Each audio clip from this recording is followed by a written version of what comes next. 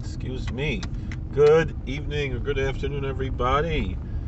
Our friend John Doe, who is one of our good friends who comments here often, asked about the claim, which he branded as being loony, and I kind of agree that the choice of this shape of the stage at the CPAC convention was to represent the rune othala or odal, which is, I guess, according to the left, an inherently Nazi symbol, which it is not. And that choosing this image was a dog whistle, a wink at those on who the left would brand as the extreme right. That they're presenting this symbol. Now there's several issues with this, not the least of which is that the Nazis are not, by American standards, the extreme right. They are the extreme left. There are what we in America call right and left are very different than what they call in Europe right and left, and that's why what's the European right is called the alt-right in America, because it's really a form of leftism that that is, by European standards, right-wing. I think of it as like a fork with two tines, right? So you have what the American right exists really only as an American ideal, and that's like the handle of the fork. And then you have on the other side, on the left, you have two tines on the fork, kind of like what you use to pick up a steak, and you have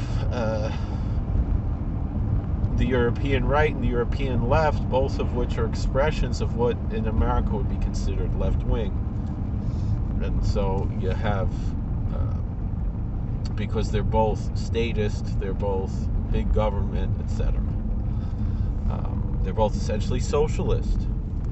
And really, socialism is nothing new. It's really the old feudalism. Are we still recording? That was a pretty bad... yeah, we're still recording. Pretty big pothole there. A lot of potholes now for the weather. Check our tire pressure. I guess it's okay. Feels all right. So in any event, that's one part of it. Is yes, the like several of the runic symbols, the Nazi Party used the othala, a particularly stylized othala with wings or phalanxes, to be the symbol of a particular, also known as the odal symbol, to be a symbol of a particular branch of the SS that was responsible for making sure that SS guards were members of the SS, which also had certain runes as the symbol in general of the SS, but the particular group that was responsible for ensuring the racial purity of the SS used the othala or odal rune as their symbol in a particularly stylized form, which somewhat superficially this stage is said to resemble in some form the stage that was used at CPAC.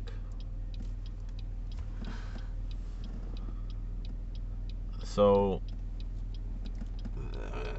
what are we talking about here? Let's just go ahead before we move. What is a rune? What are runes? So runes are the alphabet of the Old Norse people, the Old Germanic language. And the alphabet can be used for any language. It's just like the Roman alphabet could be used, for English or for Spanish and so forth, Latin. So the Rune alphabet could also be used to spell other languages. The same thing the Hebrew alphabet is used for Hebrew and for Aramaic and for Yiddish and Ladino. So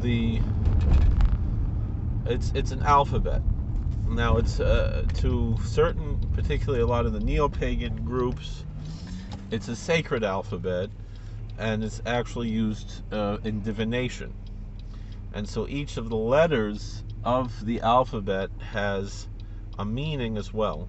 There are actually two different forms of the runic alphabet. One is called the elder Thufark, and the other is the younger Thufark. So this othala symbol only appears in the elder Thufark and not in the younger Thufark. So it's an ancient symbol, and those are the different alphabets. And the othala symbol represents inheritance according to certain traditions, as far as, just like the Hebrew alphabet are also pictograms that the different letters, the names of the letters represent different things. But of course there's the ancient Hebrew, and then there's the Assyrian script, which we use. So the Paleo Hebrew tends to have more of the pictogram forms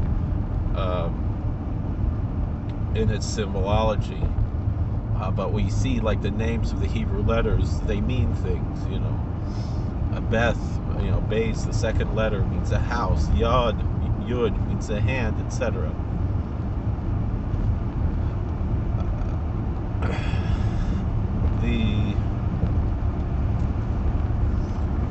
And so too the letters of the runic alphabet symbolize different things. And so, like we said, the othala symbol represents inheritance, also kind of nobility.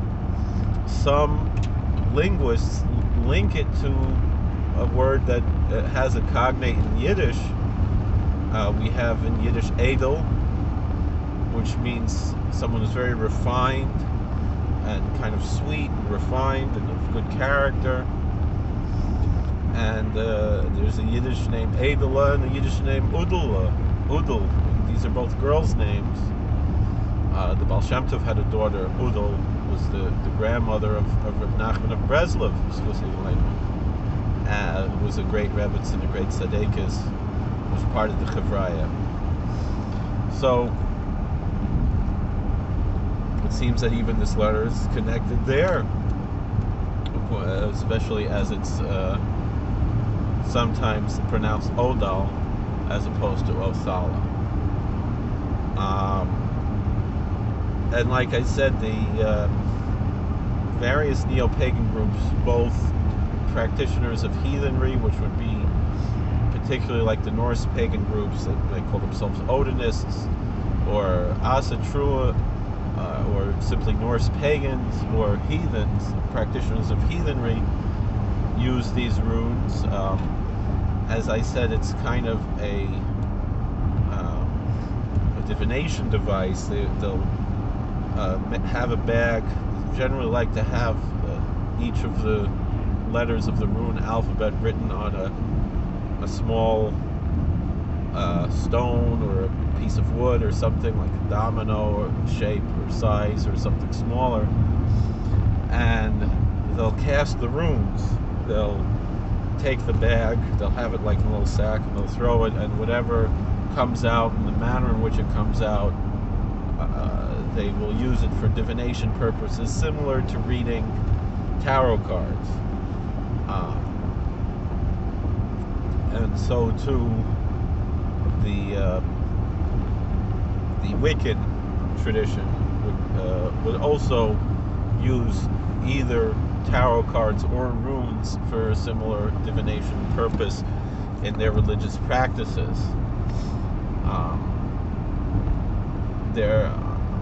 There are different groups among these heathenry groups, some of which are more racist and some which are not, but they all have this as part of their religious traditions, just like they have other traditions in their in their works, and they also use these runes for magical purposes to create amulets, similarly to how in Hebrew, you have Hebrew amulets, kameas, sometimes angelic language, and other forms that are used in the kameas, that are used in various forms of ritual magic. So the question here is the use of this symbol as the stage, as well as it would seem the lights,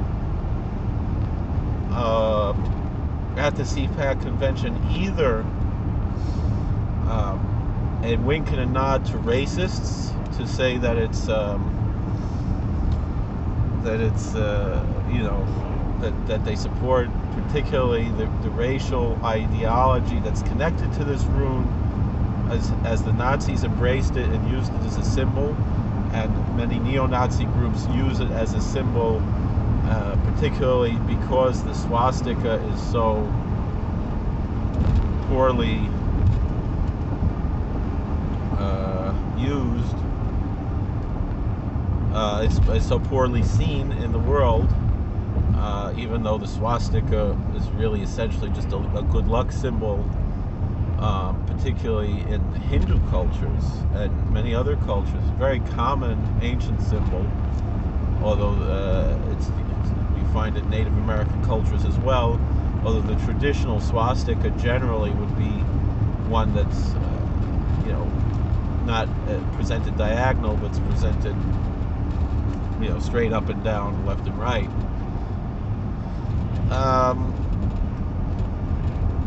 And was even used in synagogues in the old days. You'll find, it's rare, but you will find some synagogues that might have swastikas as symbols in their tile work, or even Jewish publications that use the symbol much as an asterisk would be used today in various times in history before the Nazi Party came about and used this symbol. And some people even see it as, especially with the wings on it, as kind of an inverted swastika, a closed swastika, something along those lines, which it is not. There's really no connection between the othala symbol and the swastika, other than both of these are symbols that the Nazis used, and the Nazis were practitioners of black magic, both higher magic and lower magic, and occult practices, and used these symbols for occult purposes. Now, again, the question is this what was being done at CPAC? The simple answer is I don't know. I don't imagine if it was the vast majority of the people who were involved had any idea about this, and I doubt that the leadership had any idea about this, but it's possible, although unlikely, that whoever designed this had some kind of magical interpretation or meaning in this. The only thing is the fact that it was used as the floor. I mean, that's what you're stepping on.